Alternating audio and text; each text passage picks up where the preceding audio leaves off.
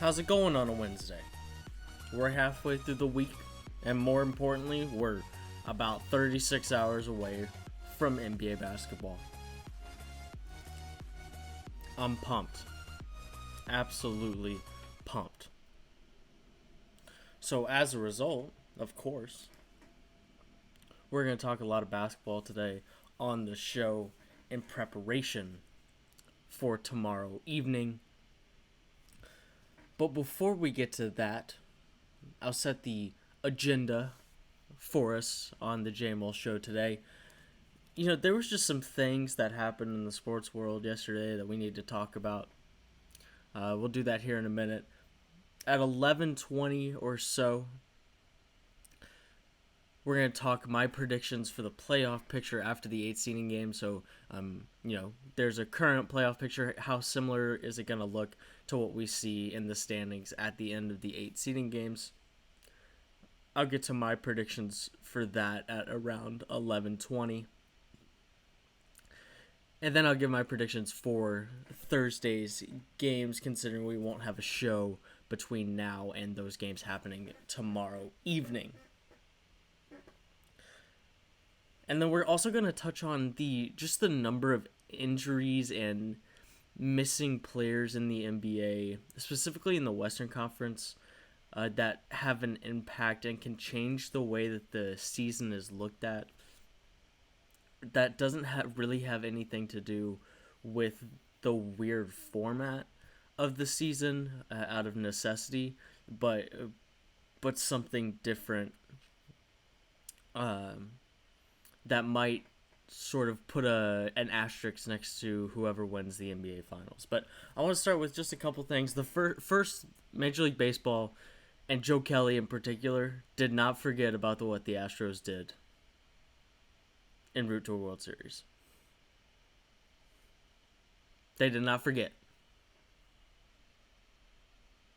A pandemic and a delayed start didn't mean the Dodgers, baseball, clearly Joe Kelly, didn't mean they forgot what the Astros did. The scandal they were a part of and the cheating that they did at the highest level of baseball. Joe Kelly threw behind Alex Bregman, and then when he struck out Carlos Correa, he was literally showing Carlos Correa his fat. He was just a big old lip. Hilarious, by the way. And we actually talked about it briefly with Chris Brown a couple weeks ago. It's like, is there a team who benefits more from not having players and the fans than the Astros? The answer might not be nobody, but the answer might be nobody. But what is funny, not funny, is that there was still, it was heated yesterday between the Astros and Dodgers. Heated. So clearly teams didn't need the fans to sort of urge them on in this rivalry, in this sort of vendetta that the rest of baseball has against the Astros for doing just something absolutely ridiculous. But a pandemic got in the way.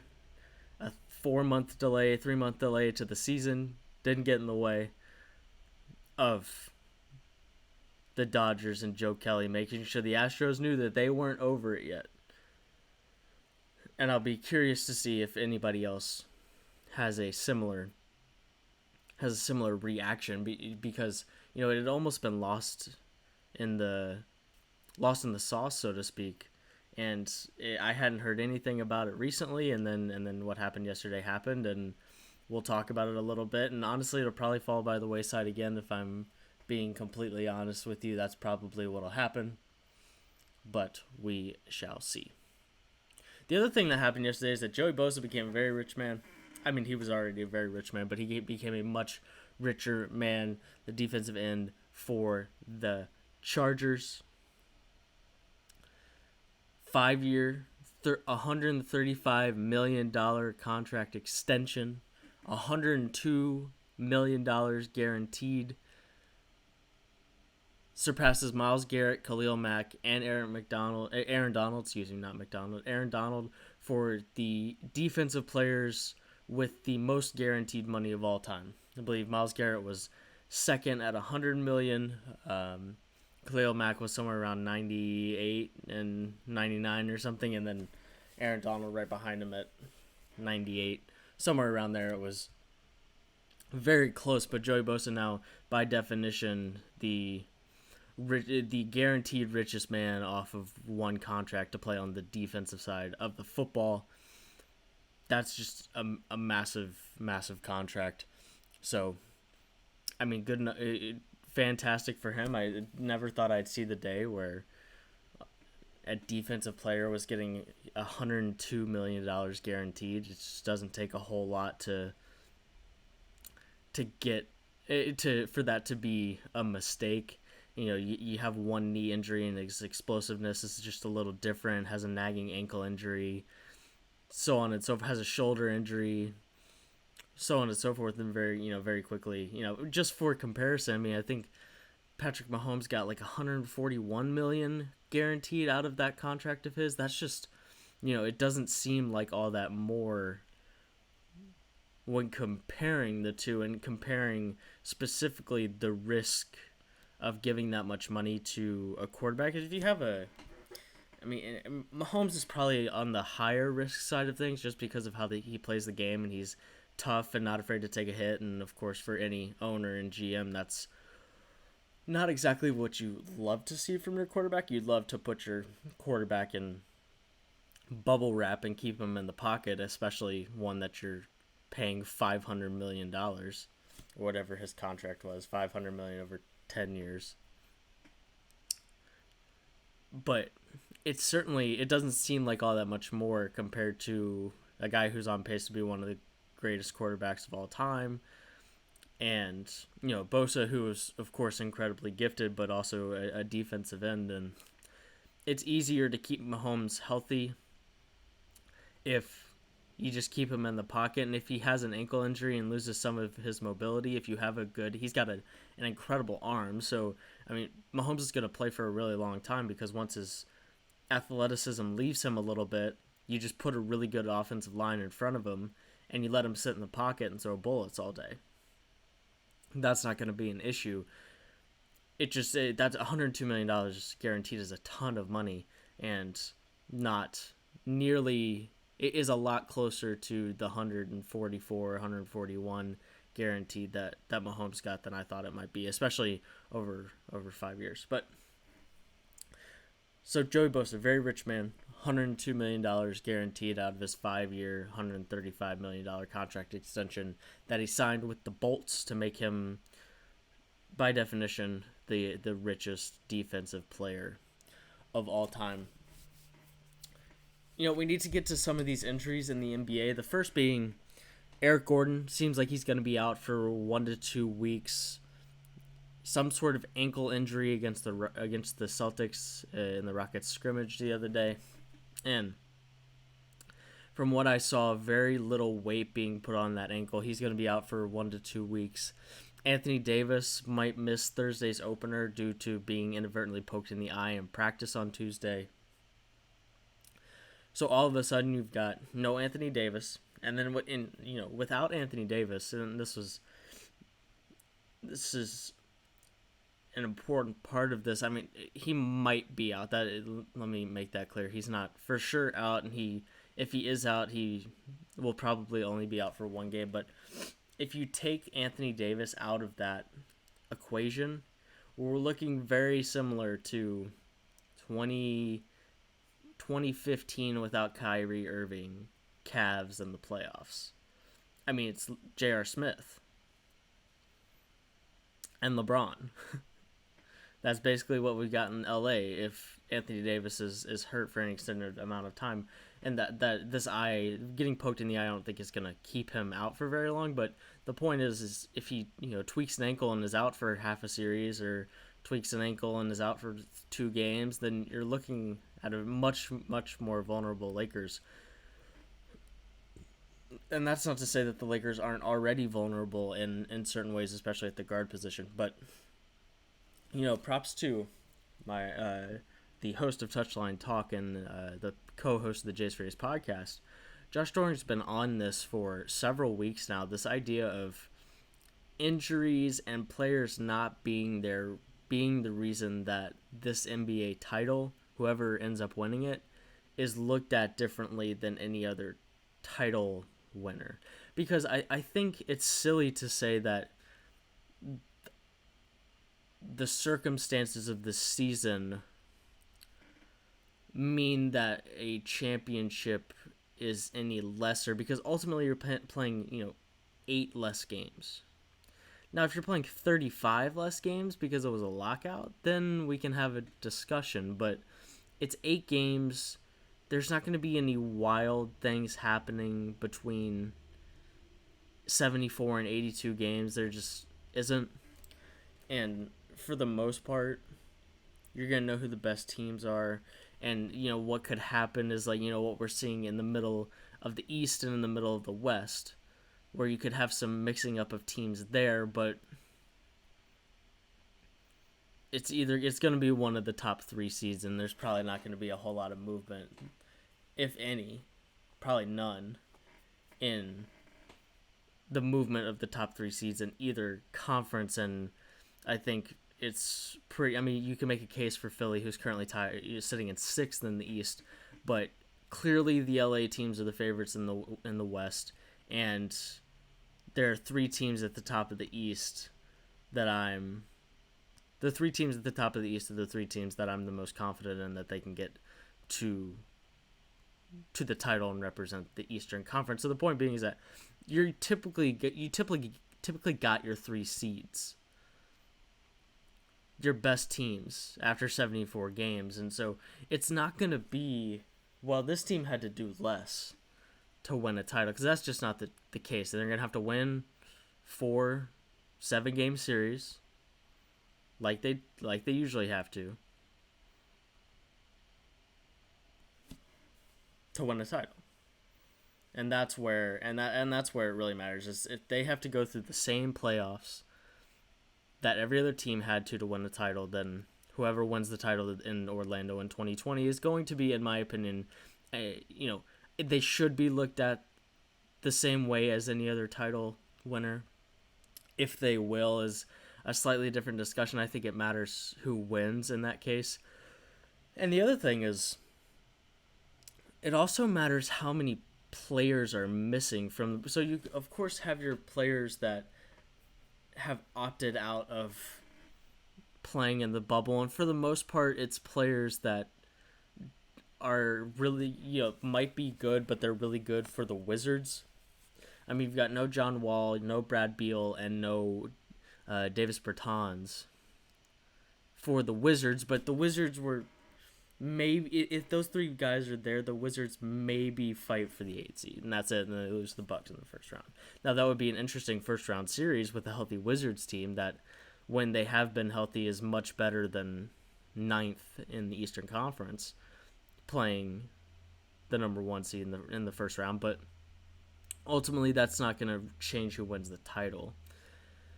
You've got Avery Bradley not being there in LA, but the thing that really changes, and this is what I want to get to, the number of teams, specifically in the Western Conference, that have some important player that's either now hurt, is not playing, or is, experiencing technical difficulties, so to speak. Because this is where you can have a conversation with if there should be an asterisk next to a title. And to a certain extent, this happens every season. Very rarely is a team actually fully healthy when it comes to playoff time, and the team that is the healthiest typically has the best chance to make it to the finals, to win an NBA Finals. Just ask the Warriors and ask the Cavs in separate seasons about being healthy at the right time, and them being on the short end of the stick and on the long end and on the right end of that stick, whatever the opposite of that expression would be. But let me run through. So AD, like I said, poked in the eye, might not play on Thursday. It shouldn't be an issue, but it's still worth noting.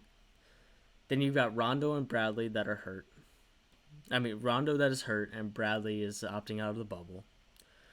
The Clippers, it seems like everyone and their mother at some point has left the bubble and come back. Lou Williams, after an investigation or review, Lou Williams is going to miss part of the seeding games, which can be significant because the Clippers are only a game and a half ahead of the Nuggets. I mean, they're 5.5 games back of the Lakers. The Nuggets are 7 games back of the Lakers. So that's certainly not out of the question that the Nuggets track down the Clippers. I mean, it's I wouldn't bet on it to happen, but it's certainly not out of the question. I mean, the Nuggets are a very good regular season team, and it's not out of the question to see them go 7-1, and then it's just it's 5-3 that the Clippers would have to go, and that's certainly not out of the question. They go 4-4, but I'm not betting on that to happen. But that could have an impact.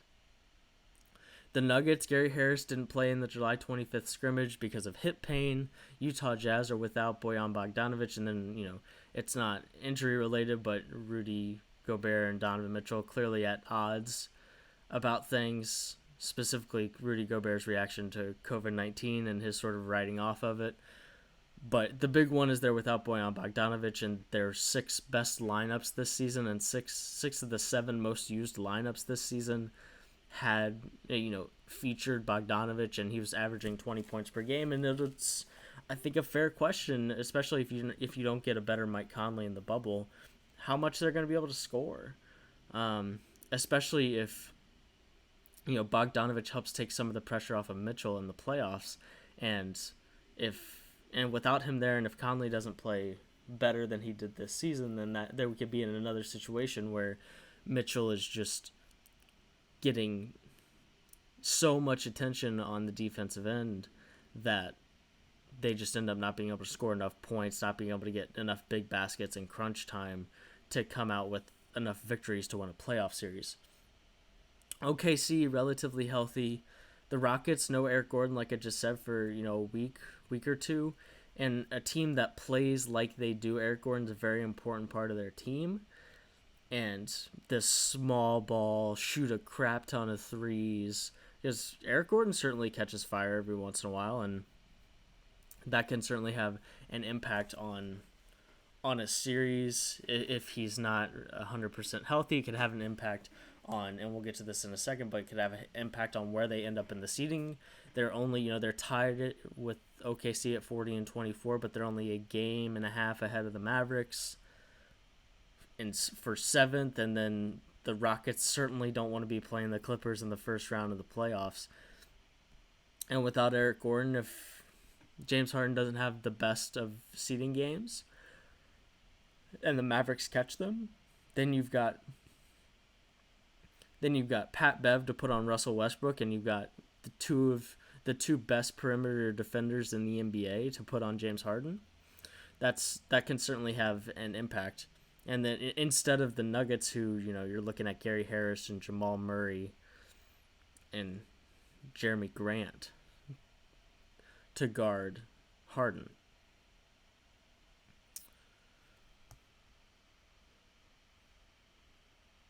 And then in Dallas, you don't have Dwight Powell. Dwight Powell's been out for a while, but it's certainly, they're other than that pretty healthy. And he tore an Achilles way back prior to the suspension of the season, so that's not new news or anything.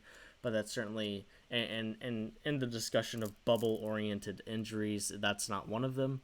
But other than that, they're relatively healthy, and their two main guys, of course, Kristaps and Luka Doncic, very much healthy and ready to make a push. And that's the biggest question with the Mavs this season is, are the Mavs ready to contend for a title? Because that's certainly the question, a question that's up in the air.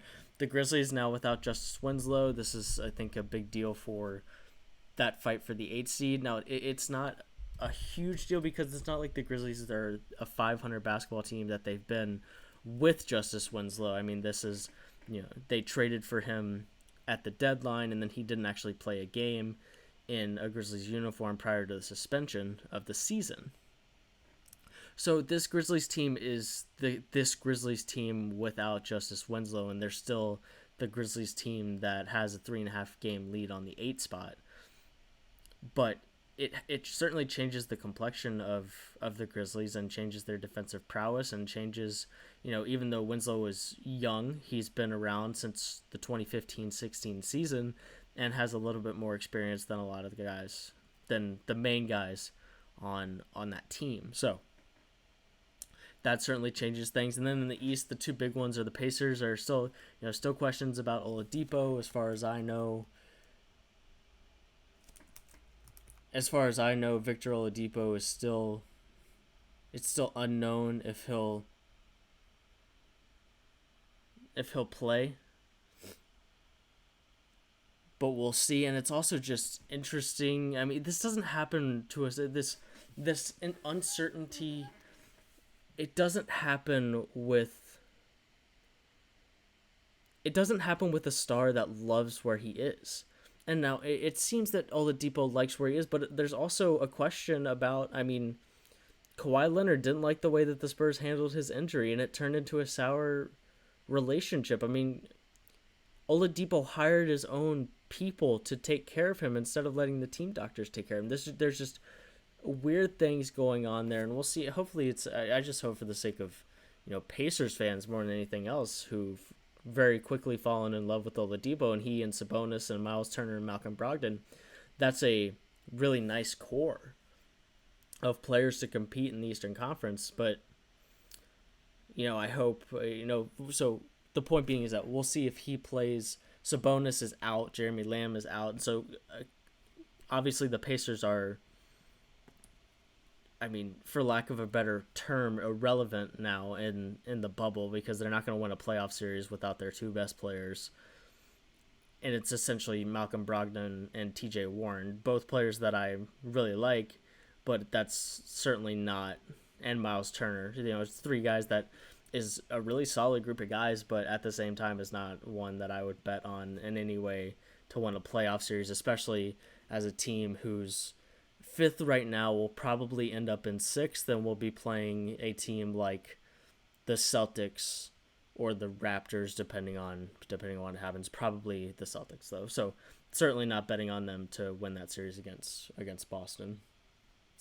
And then speaking of the Celtics, you got Kemba, who after a massive hiatus from the NBA, just everybody, is basically seems to be in the same spot with the knee injury he was dealing with, the knee pain, the knee, soreness, the knee uncertainty that he was dealing with when the season was suspended. And that's really troublesome, not because, I mean, not necessarily because it means he won't be able to play, but it does mean it's not going to get better in the bubble. It's not going to all of a sudden be better after it wasn't better after 4 months of doing essentially nothing. So that's a little bit worrisome. And as a result, if the right players get sick, if Gordon Hayward might have to leave the bubble, Mike Conley might have to leave the bubble at one point. Both of them have wives who are pregnant right now. So the point being is that there's so much uncertainty here, so many injuries, so many players coming in and out of the bubble, that you might end up, with a series that otherwise might be really competitive, really important, that is missing key players. And then that's where I think we can talk about a champion having to have an asterisk next to it, just because there was nobody who was healthy, not really because the champion didn't have to go through quite as much as a different champion, because I don't think that argument is correct. We'll see. Hopefully teams are as healthy as they can be. Hopefully Gary Harris is fine. Rondo can come back at some point. His timeline puts him in a spot that if the Lakers are still in the playoffs, he could come back. The Jazz you can't do anything about Bogdanovich. Hopefully Eric Gordon recovers quickly and is there for the Rockets. But Kemba, hopefully he can grind through that knee injury. But there are a lot of teams that just can't do anything about it, and that's where we can talk about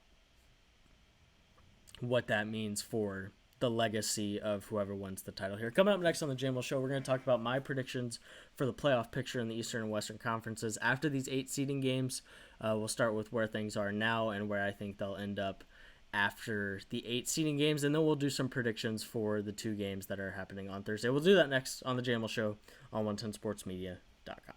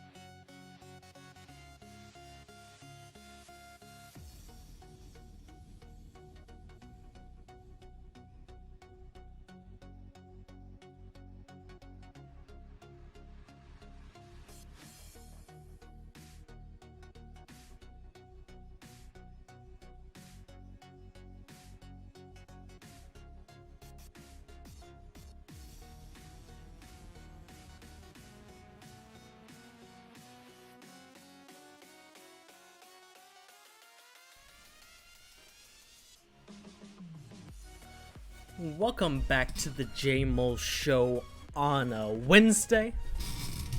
You know, if you haven't checked out 110sportsmedia.com in the last couple days, you should really do that. We got some great stuff up on the site today. Have a new podcast up there, The Bonfire, the first one being with Lawrence Kramer, the sports editor of the student newspaper DePaul the DePaulia. We're just simulating conversation about what's happening in the sports world, what's happening in the student media world in that specific podcast. Just having a podcast conversation about the kind of things you'd have a conversation about sitting around a bonfire, hence the name of the podcast. You can find that on Apple Podcasts and Spotify now, along with Jay's Race Podcast, that podcast right there. And all the other content. You can find it all at 110sportsmedia.com. So if you haven't checked that out, would very much appreciate you doing so. What I want to get to now is my predictions for the Eastern Conference and Western Conference playoff picture after these 8 seeding games, because there's some close races, some not so close races, and I do think we'll get a little bit of a shakeup, not a ton, but let's get to it. First, we'll start with the Eastern Conference, and I want to talk to you first about what's happening in the Eastern Conference picture right now prior to games starting tomorrow. 1 through 9. Bucks 1, Raptors 2, Celtics 3, Heat 4, Pacers, Sixers 5 and 6 at both at 39 and 26. Brooklyn and Orlando rounding it out at 7 and 8, and then the Wizards for some reason are still in the bubble in 9th, 5.5 games back of the Magic for 8th right now. So I want to start there. The Eastern Conference, what I think the playoffs picture will actually go in reverse. I'm going to start with the fact that I don't think there's going to be a playing game. You have to be within 4 games of the 8 seed as the 9 seed to even get the chance for that play-in tournament, which is ridiculous. It should be way closer than that. I mean, in theory, so you've got 17 games in a regular season. That's how many games were left, roughly. If you're 4 games back with 8 games left, you play those 8 games, you got 9 games, and you're still 4 games back. I mean, are you really going to catch up? I don't think so, but I think it could have been a little closer than that. So in theory, if you're 2 games back and there's still 8 games remaining, you still have a relatively realistic chance at catching that 8 seed, which is really the point, right? Is trying to make up for those lost games by some sort of reward for being close enough to the 8 seed to feel like you have a chance to catch who's ever in 8th. I don't think that's the case with the way they ended up doing it, but that's neither here nor there. The point is that the Wizards are 5.5 games back, and I don't think they're going to be within 4 of the 8th seed by the time the seeding games are over. I don't see it. I think their over-under for wins is 1.5. So if they go 1-7, there's just no chance, in my opinion. I mean, there is no chance if that happens. It couldn't possibly happen, but they're not going to win enough games. So there's not going to be a playing game. It's going to be the 8 teams that you see in the 8 seeds. Right now, it's going to mix up a little bit, and we'll get to that here in a second. But no Wizards. They're not going to have a chance even to grab the 8 seed in a playing game. Right now, the Brooklyn has a half-game lead over the Magic. They're sitting in 7th. I don't think that's going to hold up at all. Orlando relatively healthy. I mean, Jonathan Isaac is still injured, still working through a knee injury. He's probably not going to play, but they haven't had him since January 1st. Other than that, they're relatively healthy. Nikola Vucevic, Aaron Gordon, Evan Fournier, Markelle Fultz. They're a relatively healthy basketball team right now, and the Nets have lost everybody and their mother. Pretty much the only guy left that's worth anything is Karis LeVert. And so Karis LeVert's not going to hold on to that half-game lead. So Brooklyn's going to slide down to the 8. I do think they'll be able to maintain that 5.5, more than 4-game lead over the Wizards, so it won't matter, and they'll get the 8 seed by default. But I do think the Magic will slide up into 7th and end up with the Raptors in the first round. As for 5-6, I think Philly will jump the Pacers. We talked about the Pacers in the first segment of the show today. You've got no Sabonis. You're still not sure about Oladipo. You've got no Jeremy Lamb. It's a shell of this Pacers team, and that's pretty indisputable. But the Philly relatively healthy. I'm not a huge fan of all of the experimentation that's going on. Not because it's not necessarily a bad idea. I think it's a fine idea to put Ben Simmons at power forward. But there's just something to be said for trying out new things literally days before the playoffs. I mean, these are seeding games, and you've got your 8 seeding games, but that's not a whole lot of time to experiment with what you've got and how this might work when it comes to actually playing on the floor and in the playoffs. I'm not a huge fan of that. At the end of the day, Shake Milton has not been a sought after NBA player for a reason. He's played well, which giving the Philly the opportunity to do this, but I'm taking the other point guard over Shake Milton pretty much on every Eastern Conference team. But the Pacers are a shell of themselves, and I say that to say the Pacers will slide and finish 6th, but the Sixers aren't going to catch the Heat, who are 2 games ahead of them right now. So Philly's going to slide into the 5 spot. I'm pretty confident in that. And Miami's going to hold on to that 4 spot. Miami's pretty cemented in there. They're 2.5 games back of Boston in 3rd and 2 games ahead of 5th place right now. So it's going to take quite a bit from the teams behind them, and it's going to take even more from them with some help of the team in front of them to catch up to the Celtics in 3rd, who are 9.5 games back of the Bucks. So I think they'll sit pretty right there. I mean, if they go 4-4, they're gonna keep that spot. I think that's I'm pretty confident in that. I mean, then at that point, the Sixers would have to go. I believe the Heat have the tiebreaker, so they would have to go 7-1 to catch up to the Heat and overtake them for the 4 spot, which is if the Heat go 4-4, and I just don't see that happening. I don't see 7-1 happening for anybody, quite frankly. But we'll see. I could be wrong about that one as well. And then Boston, 3 games back of the Raptors. I think it might be close, but the Raptors have just been so consistent. Nick Nurse is such a good coach that I find it hard to believe with the way the Raptors play defense that they'll cough up a 3-game lead in 8 games. I just don't see that happening at all. And then of course, you've got Milwaukee, who's 6.5 games ahead of the Raptors, and they're not going anywhere. They could go 0-8, and they'd still get the 8 seed, the 1 seed, because the Raptors aren't going to win 7 games, which is what they need to do to get that spot. So Milwaukee. So right now we've got Milwaukee, Toronto, Boston, Miami, Indiana, Philly, Brooklyn, Orlando. That's today, July 29th. That's today's standings. Once we get to the NBA playoffs, I think we'll have Milwaukee, Toronto, Boston, Miami. So those top 4 are going to stay the same.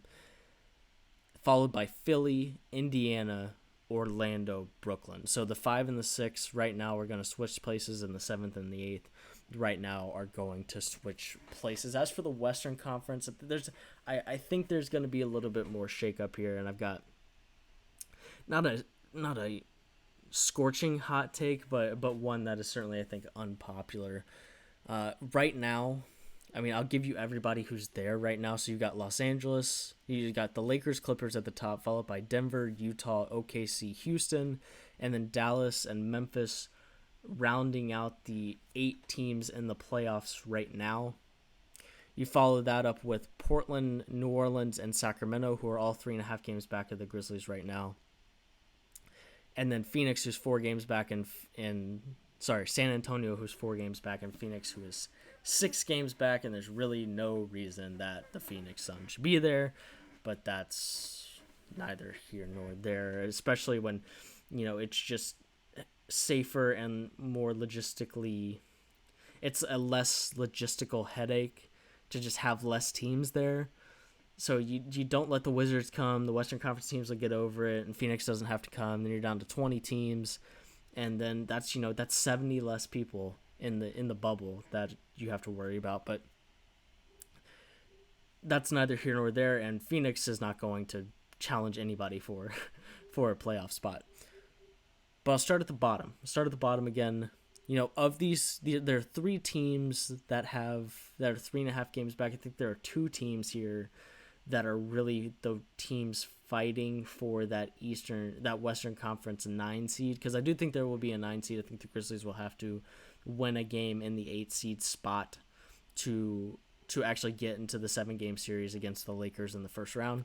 I think that team will be Portland. Sacramento is kind of a shell of itself.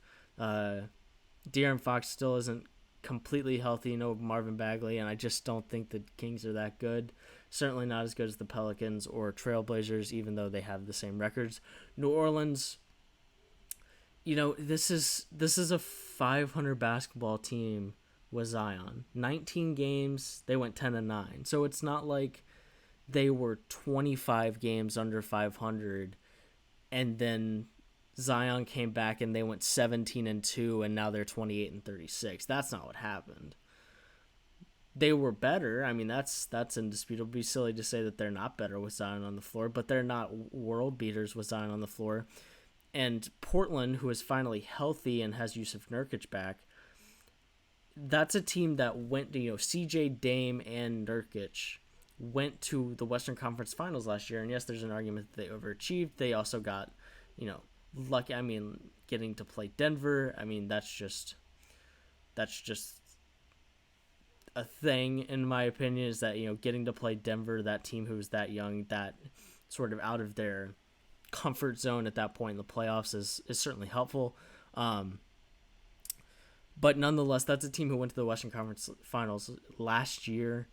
They have Carmelo, who seems to be in really good shape. They have some other really nice pieces there. Zach Collins is back too. So they've got their interior presence back in the paint. And when you combine, and two really talented guys, and when you combine that with just one of the best backcourts in the NBA and one of the 8 best players in the NBA right now in Damian Lillard, that's a team that's much better than the 8 games under 500 team that they are right now. And the reason that they're there right now is because they were hurt all season and had very little interior all season. They were depending on Hassan Whiteside, and you just never want to have to depend on Hassan Whiteside when you're trying to win lots of basketball games. So with that being said, I'm going with Portland in the 9 seed there against the Grizzlies in that first round. I do think the Grizzlies will be able to hold on to that 3.5 game lead in the first in the seeding games. 8 games, 3.5 game lead. You should be able to hold on to that. I think they'll be able to do that. Dallas, I do think will just hold on to the 7 seed. They're a game and a half back of Houston. It's certainly not out of the question that they are able to track them down, but I do think it's unlikely. I don't think, you've got arrested James Harden and you got Russell Westbrook, and I just think that it's going to be hard for the Mavs to win enough games in the 8 games, in the 8 seeding games to actually overtake the Rockets for that 6 seed. So Mavericks in 7, and here's the place that I sort of stray a little bit. The other reason I don't think they're going to be able to catch the 6 seed is because I think Houston and Oklahoma City, who are both a game back of Utah, I actually think both of those teams will hop the Jazz. Jazz are a game ahead of OKC and Houston. I actually think that the Jazz will end up with the 6 seed. OKC and Houston, relatively speaking, in terms of their most important players, are healthy. Utah, one of their most important offensive pieces, is not healthy, and Bojan Bogdanovic, I talked about it earlier. Their best lineups all season have been with him in the lineup. And quite frankly, I mean, Conley hasn't played well enough for Conley, Gobert, and Donovan Mitchell to be to be good enough essentially to hold on to that 4 spot, in my opinion. Was excuse me that yes that 4 spot. We'll see. I mean, we saw it before there was anybody else to score with Donovan Mitchell. They were just putting so much attention on him that the Jazz weren't able to score enough points a lot of times. And I do think these seeding games are going to have, they're going to be intense. I think they'll be more intense than typically the last 8 games of a regular season are, actually, for a lot of teams. And I think this is my stretch, my warm take, I suppose, that the Jazz will actually end up with the 6th seed. Denver's gonna stay there in 3rd. It's a team built for the playoff, built for the regular season. You got skinny Jokic, Jamal Murray.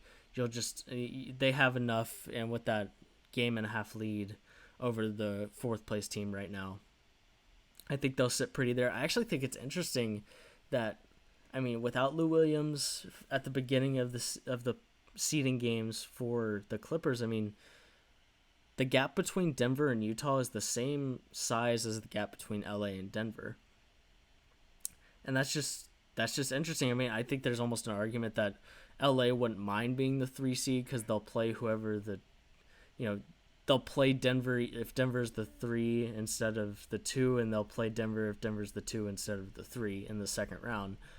But I actually think LA is a better matchup. It has a better matchup with Houston than they do against Dallas, just because they have so many guys to put on Harden. They have the size advantage, and they also have a guy to put on Russell Westbrook. I think that's actually a better matchup for the Clippers than the Dallas matchup, and that they wouldn't exactly mind that. So it's not completely out of the question, in my opinion, that the Clippers actually lose that 2 seed. I wouldn't bet on it, and that's not what I'm saying is going to happen. I think that Denver will sit pretty in the 3 spot, and the Clippers will sit pretty in the 2, followed by the Lakers at 1. But it's certainly, I mean, the 2 seed is 44-20, and the 6th seed is 40-24. We're talking about 4 games between 2 through 6, and we're talking about 4 games between 3 and 7 as well. There's a lot that can happen here in the middle, and of course you've got 2 teams that are sitting right next to each other, but with Oklahoma City and Houston, that's an interesting one, just because that can change that changes like who multiple teams are playing. I mean, if Utah and Denver stay there in the 3 and 4, if Oklahoma City and Houston switch, now Denver has a different first round opponent and Utah has a different first round opponent. That's one of the more impactful. It's a lot different than the 4 and 5 seeds switching. That happening has absolutely, literally no importance in the bubble because there's no home court advantage. So not like the Jazz could lose home court advantage to Oklahoma City. They'll still play the 1 seed in the second round, and they're playing all their games in Orlando, so it doesn't really matter all that much. But I think there will be some shakeup in the middle. Something's going to happen there. At the top, I think we'll stay put. At the bottom, I think we'll stay put. Ask me again after the 8 seeding games, maybe halfway through, if I think Portland will beat Memphis in the playing games. It's certainly not unintelligent to think that Portland would be able to win that 2-game series, because you have no pressure to go win the first game. I mean, the pressure is all on the Grizzlies to go and get that win and just shut it down. But then if you win that first game, then it's okay, we just beat you, let's run it back, and the Grizzlies are trying not to lose 2 straight. Ask me halfway through the seeding games who I think would win that.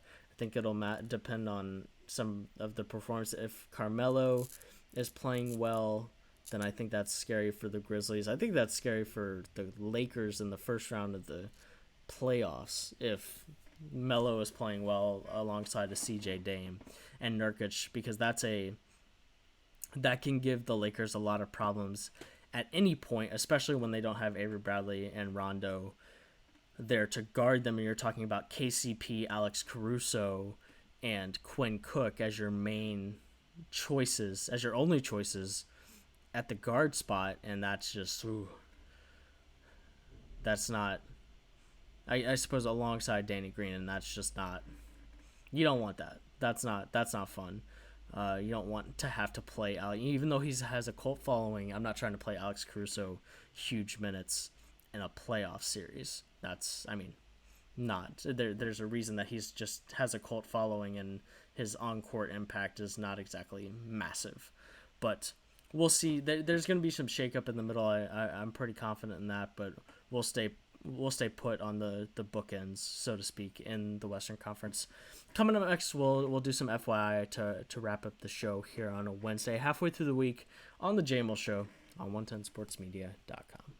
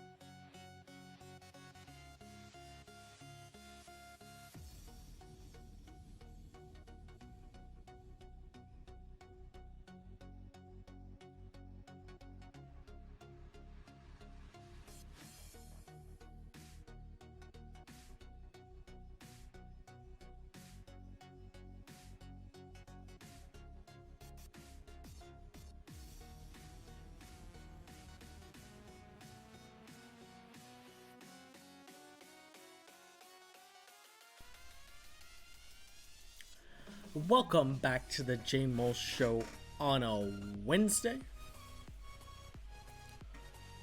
110sportsmedia.com/live, twitch.tv/110sports. I know it says it different on the screen, and that will be changed prior to Friday's show, but twitch.tv/110sports, 110sportsmedia.com/live. If you haven't checked out any of the written content on the site that's been posted this week, there's some good stuff over there. NBA season preview stuff, some baseball stuff, the first edition of Power Rankings from Chris Brown at C Brown Sports on Twitter. We got some NFL and NBA draft regrades. Got some columns up over there. You can find all our podcasts, all our videos, everything over at 110sportsmedia.com. If you haven't checked the site out in the last couple of days, it's there's a lot of new stuff up there, and I think you'll enjoy what's up there now. We'll get out of here today with some FYI number one for your information. My beloved Columbus Crew lost in the round of 16 of the MLS's back tournament to Minnesota. in PKs last night. Really tough. 5-4 PKs. I mean, we just couldn't make anything happen in the net in PKs. Couldn't make a save when we needed one. And the same can't be said, unfortunately, for Minnesota. Got one save, and that was enough to advance them to the round of 8, the quarterfinals. But, I asked Josh Doring, my resident soccer soccer expert. I said, I need the Denver Nuggets. I need a team that's good, that has promise, but that'll never be favored, and never will be called a bandwagon fan for rooting for them. And he gave me the crew, and not only were they great in the regular season group stage part of the MLS's back tournament, but then they went and lost in the playoffs, and that's what the Nuggets do. So shouts to Doring for an absolutely hitting it on the head selection for my MLS fandom. But sad news coming out of Columbus, coming out of the bubble, the MLS's back tournament bubble. Just, you absolutely hate to see the Columbus Crew losing in the round of 16. Patrick Mahomes. Okay, so most, people get the bag. They secure the bag and they go buy a house. They buy their mom a house. They buy their entire family cars. They buy, themselves a house. Well, Patrick Mahomes secured the bag, and then Patrick Mahomes went and bought part of the Kansas City Royals. He's part of the royal family. That's pretty cool. And if nothing else, and it's not to say that he's. I mean, of course, him signing a 10-year contract is saying he wants to stay in Kansas City, but it's always nice to see an athlete sort of buy into a community in other ways other than just signing a $500 million contract, because becoming a part owner of another team in that city is certainly a way to do that. And then you add on to the fact that it's the Royals and not like the Yankees or the Red Sox or the Dodgers. I mean, you have to be really invested and into your city and into the sports scene in your city to invest and to spend money on the Royals, especially right now. So, shouts to Patrick Mahomes sort of doubling down on Kansas City after signing a big contract. That's always cool to see. Patriots linebacker Dante Hightower opting out of the 2020 season. I think we'll see more of that to come, to be honest with you.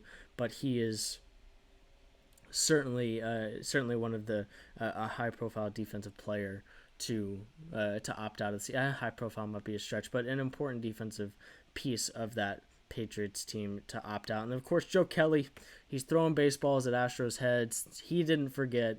Dodgers didn't forget about the cheating shenanigans of the Astros several years ago. And as always, for your information, tomorrow on the 110 Sports Network, twitch.tv/110sports, 110sportsmedia.com/live, Touchline Talk with Josh Doring at 11 a.m. Eastern, followed by Around the Bases with Chris Brown at 1 p.m. Eastern. That's all on the 110 Sports Network. You can follow me on Twitter at the JMULL. You see it at the bottom of your screen there. And follow at 110 Sports on Twitter and like our Facebook page as well. Check out the site if you haven't already. And I believe that's all we have for you today. I will see you guys on Friday. Same time, we'll talk a lot about whatever happens tomorrow night on the NBA side of things, and we'll discuss the restart of the NBA season. But we'll do that on Friday. See you then, same time at 110sportsmedia.com.